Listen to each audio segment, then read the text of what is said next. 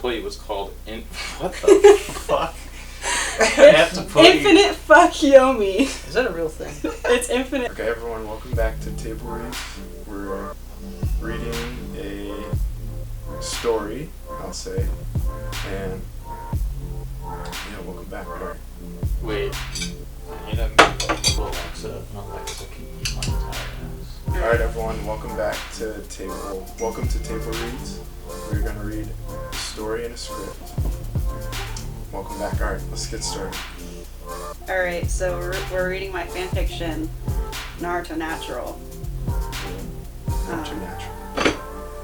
The bunker was quiet as usual. The Winchesters were eager to get back to the place they could call home. Dean and Sam were coming back from the pawn shop where they wrestled a haunted dinosaur costume to save the day once again.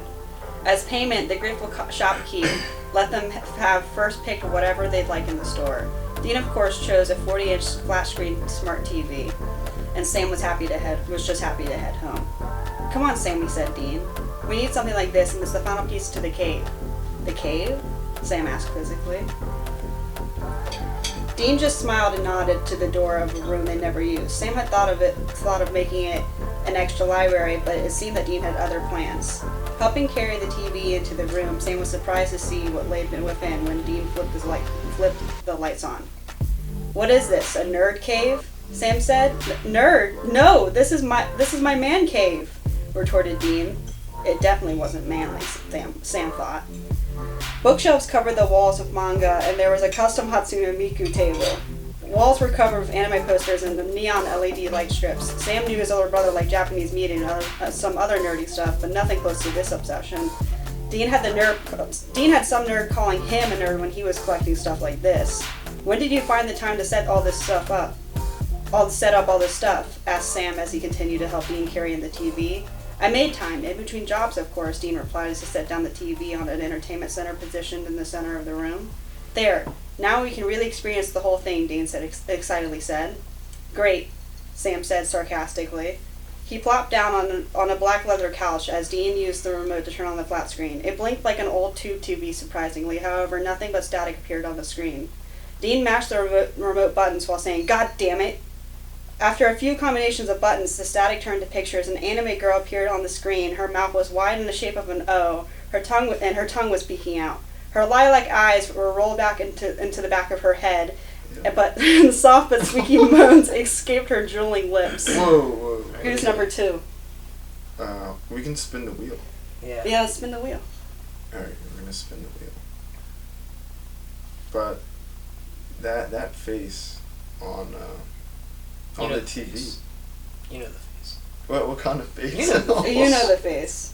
Oh, Kenny. Fuck. Don't know where. We're all gonna read it. It's page 2. Dean, are you serious? Turn this shit off, Sam exclaimed angrily. Dean smacked the remote in his hand, but all it did was turn up the volume. The hentai girl's moans turned into screams of pleasure. Sam continued to yell at Dean. Sam continued to yell at Dean to turn it off, despite Dean's efforts. Despite Dean's efforts, the TV only got louder, and it actually began to shake. Suddenly, a strange purple light started seeping from the screen, and zap! It struck the brothers like lightning, and they were sucked into the TV. The next thing they knew, they were standing outside a larger-than-life gate. The huge gate was attached to a just as large wall surrounding what seemed to be a large village in the middle of a leafy forest. The top gate had a strange emblem with Japanese characters replaced on either side.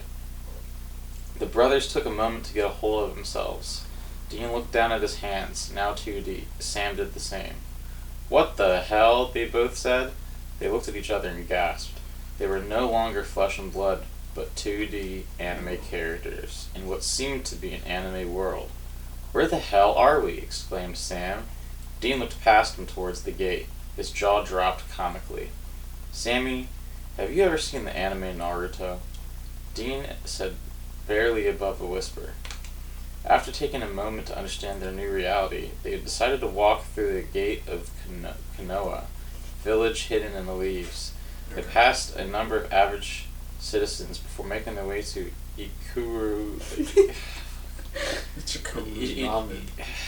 That- Sorry, Kenny. Chiraku. I don't know weeb stuff. Yeah. Holy shit! Whoa, come on. Holy shit! Sam, it's the ramen place Team 7 eats at. We have to get a bowl! Dave exclaimed before running over and opening up the curtain to only find 3 teenagers slurping down noodles and broth. Dean stood there in shock. A spiky-headed blonde turned his head to look at Dean. It's rude to stand there, you know. Just take a seat, Timmy. Nardi said before returning to his food. Right? Nardi says to sit down, so let's sit down, Sam. Dean muttered, tugging on Sam's flannel and taking a seat next to Sakura. She looked over and smiled politely before turning.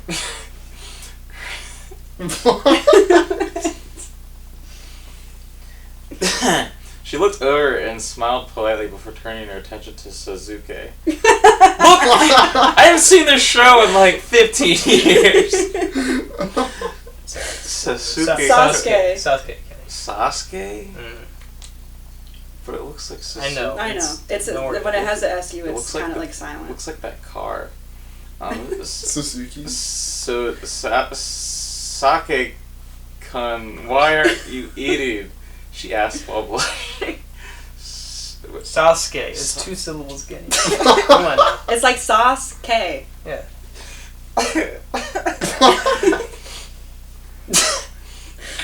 This needs like there's like parenthesis things where Oh, you can yeah. like white explain it. Like, Yes. Like my last name. Sasuke? Did I Yes. Yeah. Sasuke was sulking over his ramen, hands folded in front of him. God damn. We should be tracking Orochimaru. Orochimaru. But we are sitting here eating ramen instead. This is dumb, he mumbled before standing up and walking away from the shop. Naruto whipped his head around. Man, I feel like I got through the SAT. Yeah. I'll just read the next page. Yeah, it's easier. Sasuke, wait up! He exclaimed before running after the dark-headed boy. Sasuke followed suit. Dean and Sam sat in silence for a beat, and then Dean chuckled. Haha, classic. Dean, what are we gonna do? We need to get out of here, Sam said as the bowls of ramen were placed in front of them. Hey now, let's feel the world out. We can look around for some clues on how to return to the real world, but at least we'll have some fun, Dean said. Whatever, fine, replied Sam. They finished their ramen and then set out to search the village for clues. They wandered around Konoha. Konoha for an hour, searching high and low for ways to get home, but found nothing. They walked back to the main gate. Then they saw Team 7 with Kakashi. I remember. Holy shit, it's Kakashi! Said Dean as he fangirled. Oh my gosh! Sam rolled his eyes and crossed his arm over his chest. We have to set out now and reach at least halfway before sundown, said Kakashi. The faster we get there, the better. He can't keep getting away with this, Sasuke replied. It's disgusting how many children he's stolen for his sick experiments. Whoa! What does that mean, kid? Oh gosh, dude. Sakura added. I just don't understand why he's putting demons in them. Is he trying to create his own Jinchuriki. Jinchuriki? Naruto asked. Dean and Sam overheard this conversation and gave each other a look. Dean, I don't know about you, but I'm standing by while little kids are being possessed by freaking demons, Sam whispered to his brother.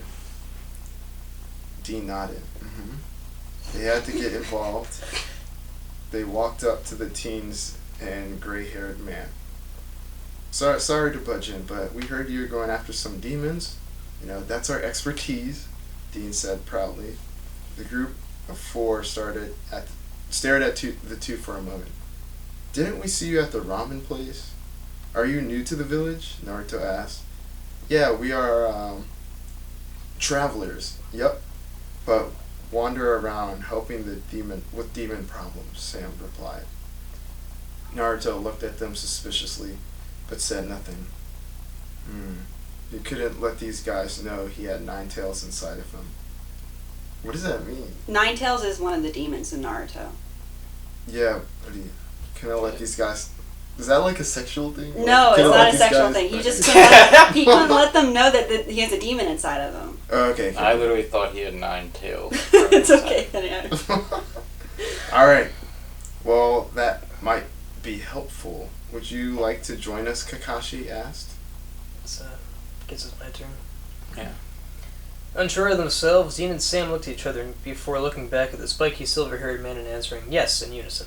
And so they set off. The students were weary of these 2 strange men in strange garb. Kakashi in the front, Naruto and Sasuke in the middle, and Sakura, Sam, and Dean trailing behind. Naruto kept looking back at them, wondering if they would betray them in some way. They walked for hours, and you could tell Sam and Dean were getting tired out. Just before they were about to complain, the group happened upon what seemed to be a small bunker, but not anything close to theirs. It was shabby and definitely old. Theirs was modern and, of course, huge to house the plethora of artifacts and books they needed for hunting and research. This must be it. You two, Kakashi said to the brothers, you aren't shinobi, so you will need to be careful and stay behind us. Sam and Dean nodded. Team 7 moved forward towards the bunker. Sam and Dean stayed behind for a moment. Sammy, you haven't seen the show, but do you know about shinobi? You know the gist of it, right? Dean asked quietly. What, they have special abilities or something, right? Sam replied. Dean nodded. Yeah, they use chakra and energy inside them to perform jutsu. Not all shinobi are good guys, but this group is. We gotta be careful around Orochimaru. He's super powerful, Dean added. Sam agreed and they caught up to Team 7. Team 7 and the brothers found the way inside, and there they found what sick operations Orochimaru was running. Children could be seen in cages. Half were deformed and rabid. The others were malnourished and curled up in the corners of cages. That sounds familiar. Whoa, wait, what? This is based on a true story. Whoa. This is disgusting. We have to save them, Sam said. Everyone agreed. We have to find Orochimaru. You guys start freeing the children, Sasuke ordered. What about the demonic ones, Naruto asked. He suspiciously eyed Dean. We'll take care of that, Dean said, looking over at Sam for confirmation. Sam nodded. The ninja ran off to find the enemy, and Sam and Dean got to work freeing the children. Many of them thanked them. When they got to the possessed children's cages, they stopped for a moment to develop a game plan. So how are we doing this? Simple one by one or mass exorcism? Sam asked. The rabid children growled and snapped at them within the cages. I guess I'll read this one. I think mass exorcism works best, Dean replied. They got their supplies out of their pockets just before they began, the doors to the demonic children's cages opened, releasing them into the main room of the bunker. Team 7 burst into the room, and there was a small explosion through the wall. Suddenly, through the dust, Orochimaru appeared, cackling as usual. Crap, it's him, Dean said. God, he's ugly, Sam added, to which Orochimaru snarled and licked his lips. Orochimaru surged through the air and onto Sam. Dean stood I don't know what the fuck I was writing. Stood petrified. In a second, I guess I stood there petrified. In a second, Orochimaru bit into Sam's neck, releasing his venom and giving Sam the curse mark. Team 7 jumped into action, and Orochimaru fled through the same hole in the wall he came through. Naruto and the gang followed suit, unleashing multiple jutsus. Dean held Sam in his arms, steadying him. Sam, pull it together. We need to take care of the demons, Dean shouted amongst the chaos. Sam looked up at Dean with sweat droplets running down his temples. The curse mark was forming, and Sam could feel a fever rising in his body. He nodded and stood himself up shakily. Dean took out the holy water and crucifix before chanting a mass exorcism. Sam joined in shortly after, and the demonic children cringed and grinned before them. One by one, the children were released from the demon's grip, and they fell to the floor shivering and weak. Their small bodies were sheen with sweat. Dean and Sam went around to check on the children and finally got them out of the disgusting and smelly bunker. They met up with Team 7 outside. Orochimaru escaped. He can't keep getting away from Sasuke yelled as he punched a tree. Sakura flinched. Are you guys okay? What happened? Naruto asked the brothers. He did something to me. He bit me and something changed within me. Sam said. He looked over at Kakashi, who was staring at him, but then Sam looked away, blushing. Wait, why am I blushing? He thought to himself. The curse mark. I've heard of it, never seen it, Sasuke said. He tried to give me one when I was a kid, but I got away before he could poison me too. What does it do, Dean asked. It pretty much makes you a monster, Naruto replied. Sasuke gave him a dirty stare. I wouldn't word it like that, but yes, Sasuke added. Dean and Sam gave each other a worried look. Is there any way to get rid of it? Sam asked nervously. Unfortunately, as far as we know, there's not, Sakura replied. There was a silent moment where they all mourned for Sam, but suddenly Kakashi spoke. There may be a way, but you aren't going to like it, Kakashi piped up. Everyone was confused. There was no known way to get rid of the curse mark unless you defeated Orochimaru. Well, what is it? Sam asked. I'm sure I've been through worse, he laughed out loud. Dean nodded and chuckled. They had been to hell for Christ's sakes. What could be worse than that? There's a certain combination of jutsu it can perform on you, but it relies on us being bonded in a certain way, Kakashi explained. Bonded? Like what? We gotta be friends or something. Sam asked while giggling a bit. No, much more intense than that. I have to put you what's called what the fuck? I have to put Infinite fuck Yomi. Is that a real thing? It's infinite. It's something else in the Naruto universe. Wait, are you serious? Instant fuck Yomi, and from there I must cleanse you to a certain Chidori. She explained further. Sam was confused, but was starting to understand. They would need to have intercourse in order to cure him of this curse mark. Sam's face was bright red. The last time he had sex was in college, unless his soulless body had sex while he was in hell, of course. That being said, he was not prepared for this. Team 7 had a solemn look on their faces. Naruto was very uncomfortable with the energy these two were releasing. Well, I guess it has to be done, Dean said. How do we get started? We'll have to find some place safe first. Perhaps some old ruins nearby, Kakashi asked. Old ruins seem appropriate for whatever the freak this is, Dean answered. Team 7 decided it was best if Naruto, Sasuke, and Sakura took the children to took the children to their respective villages, and Kakashi stayed behind with Sam and Dean. The three men made their way to the ruins to make things extra safe. Dean and Sam set a salt circle around the ruins so nothing supernatural would disturb them. Sam and Kakashi stood a meter away from one another, and Kakashi placed Sam under Genjutsu. Dean kept watch for any trouble. Next thing Sam sees is a naked Kakashi above him. They were in bed in a room with mirrors, so everything Sam could see was him and Kakashi alone. Sam looked down at his naked body and felt his face heat up. He made eye contact with Kakashi, only to see his face covering was gone. Alright, Malcolm. Last page. Go ahead. Alright. One of his eyes was red and twirling symbols inside, and he had a soft and gentle smile on his face. Soft and gentle smile. I promise to be gentle. This is a delicate process, and I hate to make you uncomfortable, Kakashi said, just barely above a whisper. Sam nearly laughed.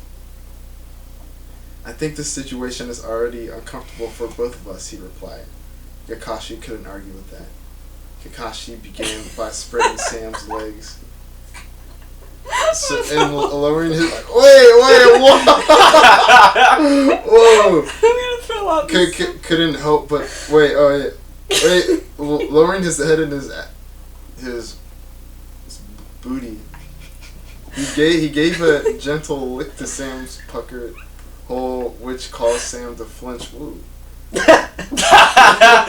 The air was neither hot or cold, but the perfect temperature. There was even a slight draft coming in from the crack in the mirror. Sam guessed. Was that a crack in the mirror or just Kakashi blowing? I don't know. Probably. My eyes are watering. Anyway, Kakashi continued eating out Sam, and Sam couldn't help but moan. Somehow he was becoming so slick from Kakashi and inviting to his warm tongue. In the world that Kakashi created, anything was possible. Sam could tell he was ready from such little excitement. Kakashi sat up and covered his member with lube before positioning himself up to Sam and pushing in. It was incredible how Sam felt himself stretch. There was almost no Why are pain you in guys the real laughing? world. Why are you guys laughing? Is this how it really is? I don't. In the real world, he would be crying out in agony from not being scissored open gently. Sam didn't realize the noises coming from his mouth were his. He didn't sound like himself. Kakashi rocked forward in a delicious rhythm that caused Sam to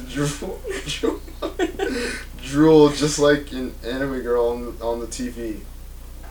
Kakashi sped up, making an effort to make this go by quicker than if needed to be, but also give Sam something to remember. Oh God.